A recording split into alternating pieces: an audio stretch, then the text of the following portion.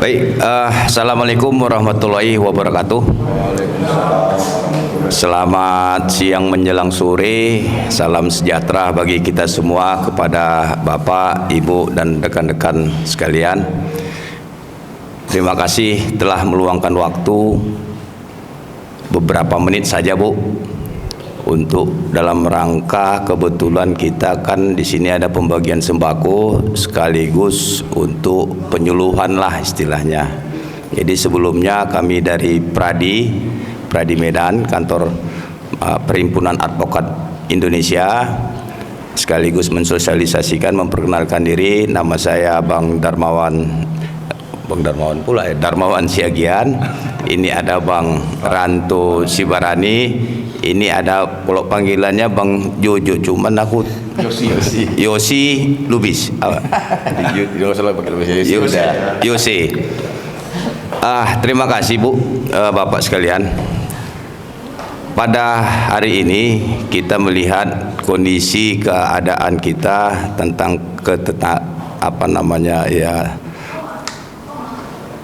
tata negara kita akan menghadapi pesta demokrasi.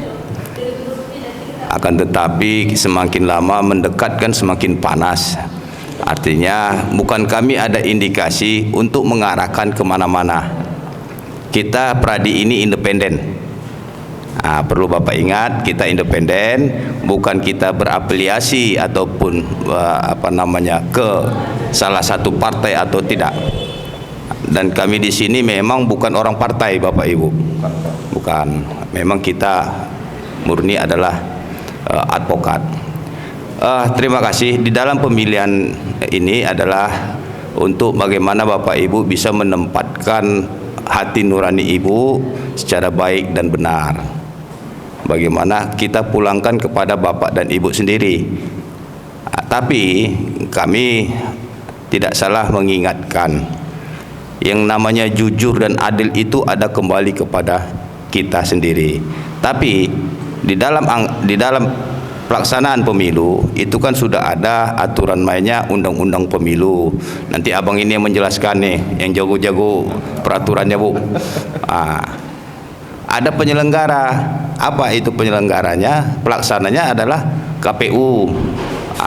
KPU yang menyelenggarakan. Mungkin selama ini ibu-ibu sudah didata, siapa namanya, begini-begini, kan gitu ya, Bu. Ada enggak di data itu? Jangan lupa ya, Bu, bantu ini, itu dicatat.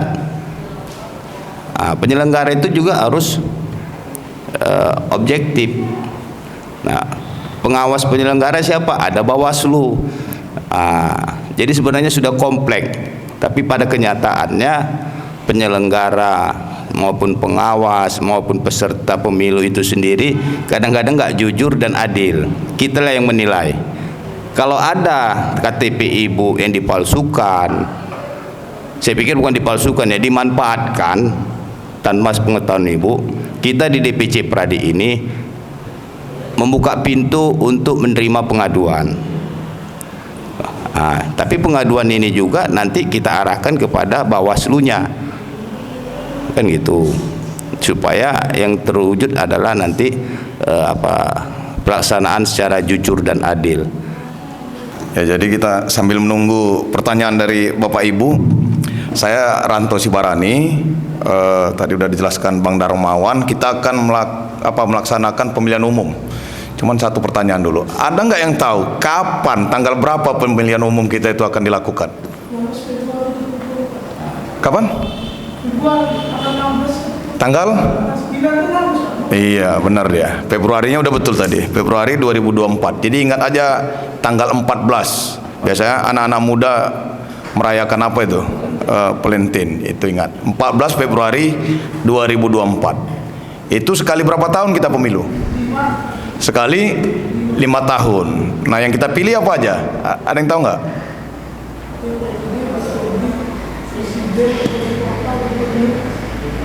Iya, jadi DPRD Kabupaten Kota, DPRD Provinsi, DPR RI, Wali Kota, Bupati, Gubernur, dan kemudian DPD ya. Nah, oke, dia udah luar biasa itu. Nah, kemudian kita baca itu dulu belakang itu kan tema kita ini kan hukum dan pemilihan umum, pemilu jujur dan adil.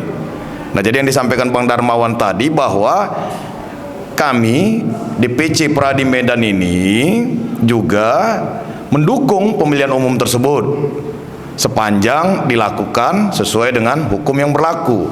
Pemilu kita ini ada karena sudah ada dasar hukumnya, ada undang-undang pemilu kan. Nah, itu sekali 5 tahun. Nah, itulah dasar hukumnya kita melakukan pemilihan umum.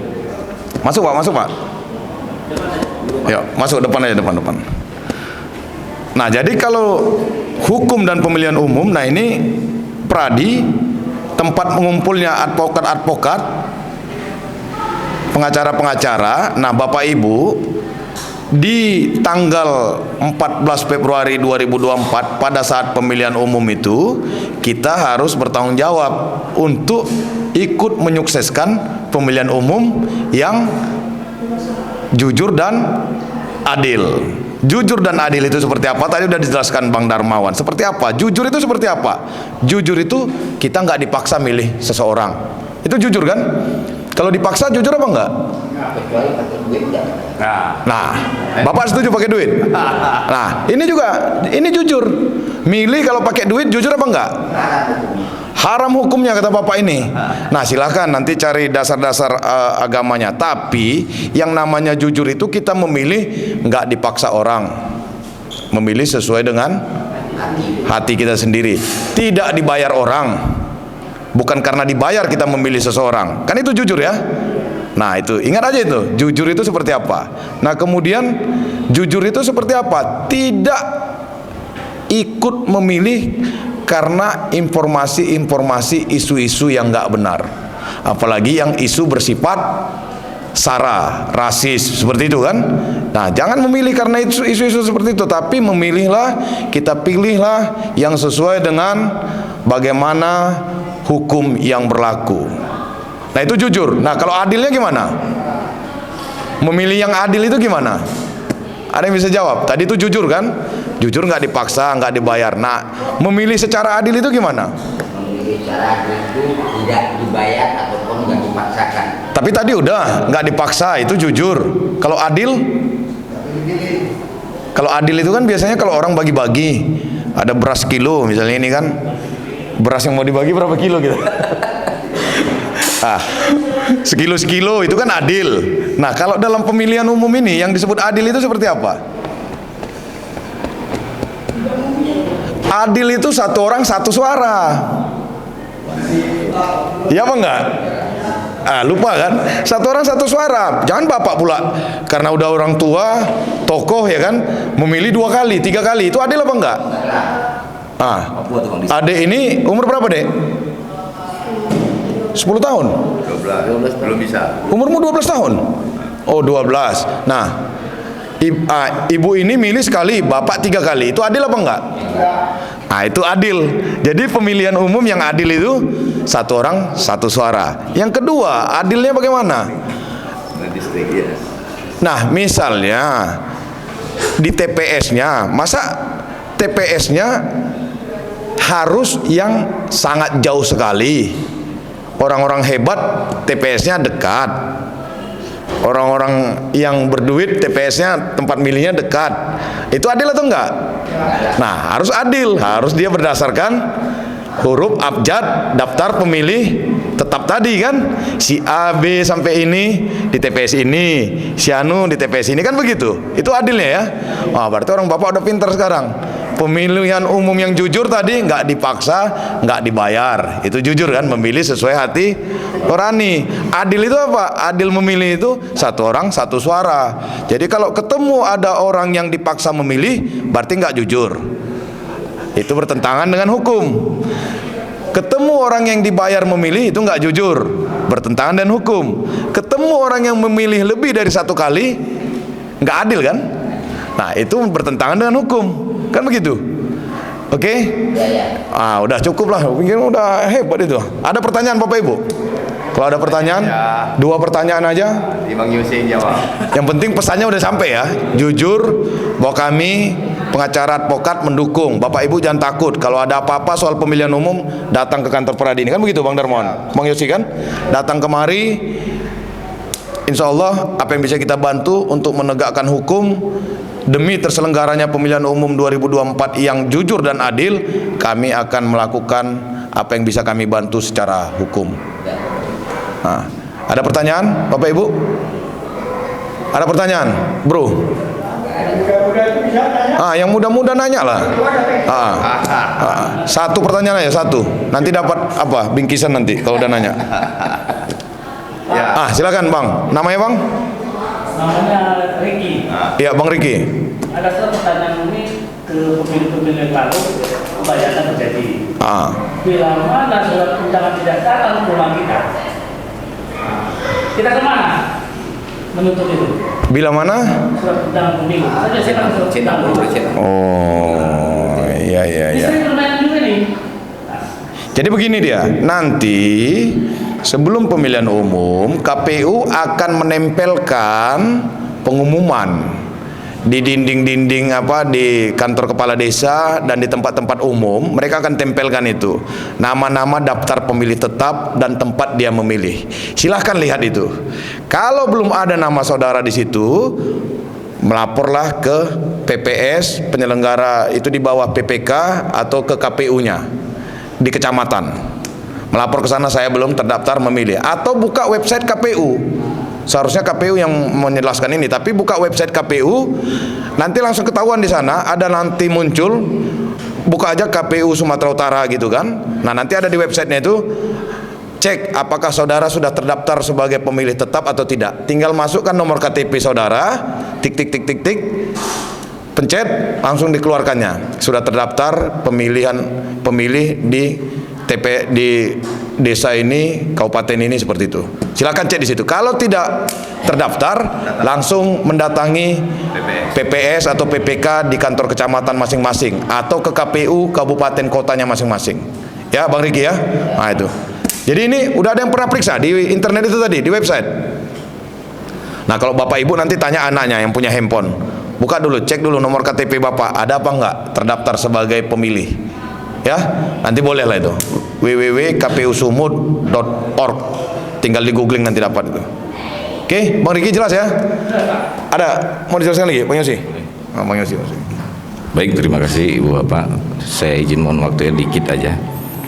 Terima kasih. Perkenalkan, nama saya Yosi Huda. Saya mau menyambung apa yang dikatakan Abang Daranto tadi, bahwasanya tentang adil. Ada di beberapa daerah di tempat kita karena dia punya otonomi, punya kearifan lokal. Itu di Papua pakai distrik. Jadi kepala suku nyoblos, itu juga adil. Adil karena punya kearifan lokal. Nah, jadi nanti pun kalau misalnya Ibu Bapak tidak dapat formulir C6-nya, datang aja ke TPS. Itu KTP, karena ada namanya pemilih tambahan. Biasanya itu ada itu. Yang penting KTP-nya berdomisili di situ gitu. Jangan pula kita berdomisili di sini, tapi nyoblos di Jakarta bisa, tapi presiden bisa. Presiden bisa. Tapi kalau untuk DPRD-nya nggak bisa, kita hanya bisa memilih presiden. Nah, Ibu Bapak pada saat pemilu tidak akan melanggar hukum. Coblos saya kepalanya. Misalnya nyoblos kepala nih, marah pula calonnya. Ibu adu aja ke kami. Ini calon presidennya kepala daerah nih marah-marah nih karena kami coblos kepalanya. Nah, ngadu aja ke kami, Bu. Jadi jalan satu-satunya Ibu bisa itu yang nggak kena pidana, menyoblos kepala orang pada saat pemilu. Tapi gambarnya lah, Bu, jangan kepala orangnya. Ya kan? Jangan kepala orangnya, ya kan? Itu Ibu nggak kena undang-undang apapun. Tapi jangan coba-coba di luar pemilu Ibu coblos pula kepala saya gambarnya. Ibu masukkan di media sosial, nih tengok ini Pak Yosi nih ya, macam-macam saya coblos kepalanya. Jangan, UIT nanti Ibu, ya kan? Tapi pas pemilu boleh. Pemilu boleh. Nah, mungkin itu saja. Ini Bapak Enda nggak sabar nih Bang. Ya kan, menunggu pembagian, mungkin mereka ini juga ada kegiatan yang lain.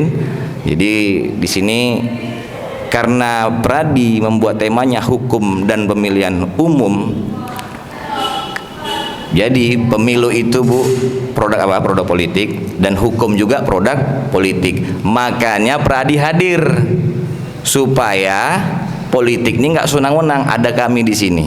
Walaupun hukum yang dibuat di Indonesia ini dimanapun di dunia ini produk politik, tapi inilah kami sebagai pengawas pengawasannya di sini gitu. Sebagai controlling gitu. Jadi sebagai monitoring lah gitu. Mungkin itu saja Bang. Ibu-ibu bapak ini nggak sabar kan untuk pembagian sembako yang dilakukan oleh Pradi. Saya serahkan kepada Bang Darmawan. Ada yang mau bertanya lagi kira-kira? Sudah cukup lah. Ya, terima kasih kepada Bang Rantu, Bang Yose yang telah memberikan pandangan-pandangannya tentang keadaan pemilu yang akan kita hadapi, terutama kepada bapak-bapak dan ibu-ibu sekalian. Sebagai silaturahmi kita, kami ada memberikan bikisan, bukan tanda kutip, bukan apa-apa. Memang program kami 6 bulan sekali. Mungkin bapak-bapak udah pernah yang menerima atau belum, inilah. Jadi bukan kita ada maksud yang lain. Memang bakti sosial kita di Pradi ini kepada, ibaratnya kalau perusahaan CSR-nya lah kepada masyarakat. Insya Allah bisa dapat bermanfaat bagi kita semua dan dapat dimanfaatkan oleh keluarga bersama. Demikian aja yang bisa kami sampaikan. Billahi taufiq wal hidayah. Assalamualaikum warahmatullahi wabarakatuh. Jadi untuk satu orang satu kupon ya, langsung di depan ya. Nanti ada petugasnya di depan. Silakan Bapak Ibu. Doakan kami sukses ya, selalu sehat. 110. Oke. 103.